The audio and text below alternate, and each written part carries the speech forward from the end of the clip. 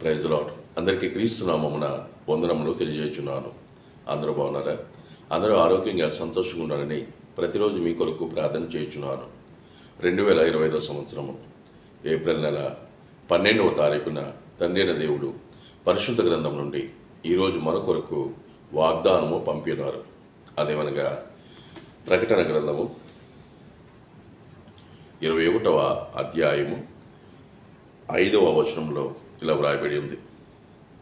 సమస్తమును నూతనమైనవిగా చేయుచున్నాను.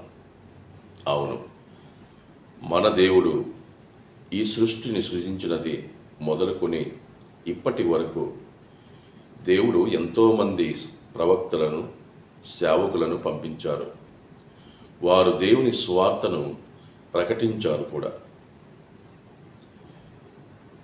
ఏమనగా మారు మనస్సు పొందుడి, రక్షణ పొందండి అని. అయితే వారి మాటలు విన్నవారు ఉన్నారు, వినని వారు ఉన్నారు. ప్రస్తుతం లోకమంతా పాపముతో నిండిపోయింది. కాబట్టి సమస్తమును నూతనపరుస్తానని మన రక్షకుడు తెలియజేస్తున్నారు. ఇంతటితో ఈ పరిశుద్ధ వాక్యము మన జీవితంలో నెరవేరునుగాక. ఆమేన్. ప్రార్థన. భూమిని ఆకాశమును సృజించిన సర్వశక్తి గల తండ్రి అయిన దేవాతి దేవ, మీకే వందనములు. గడిచిన దినం నుండి ఈ నూతన దినముకు మాకు ఇచ్చినందుకు మీకు స్తోత్రములు. ఈ దినములో మేము చేసిన పనులన్నింటిలో మాకు తోడుగా ఉండండి. ఈరోజు పుట్టినరోజు జరుపుకున్న వారికి నూతనమైన దయాకిరీటంనిచ్చి వారు బ్రతుకుకు ఒక పరమార్థము తెలియచేయండి. ఈ సృష్టిని మీరు ఎందుకు చేశారు అని మేము తెలుసుకునడానికి మాకు కావాల్సిన జ్ఞానమునివ్వండి.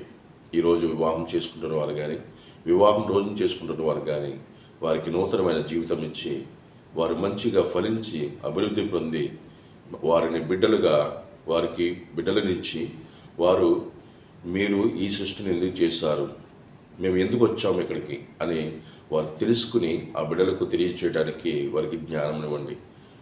నూతన గృహం కట్టుకోవాలని ఆశపడుచున్నాం తండ్రి.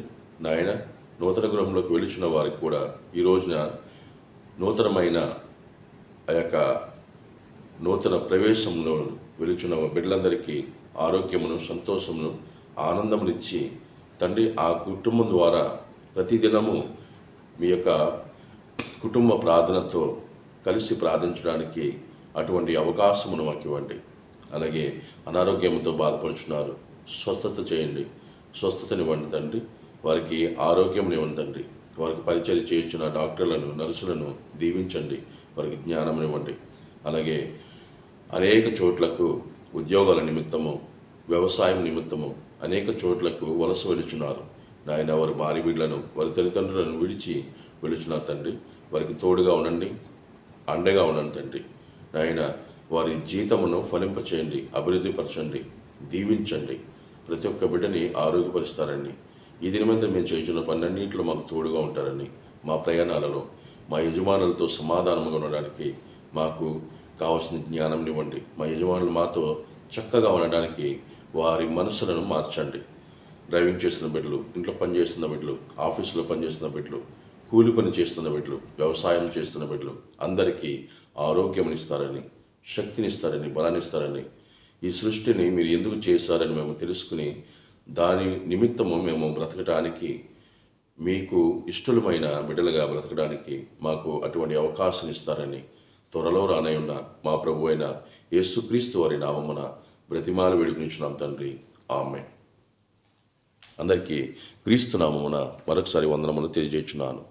ఈ వాక్యమును అనేక మందికి పంపించండి. దైవ దీవెనలు, దేవుని ఆశీర్వాదములు పొందుకోవాలని నా ప్రార్థన. ఆమేన్.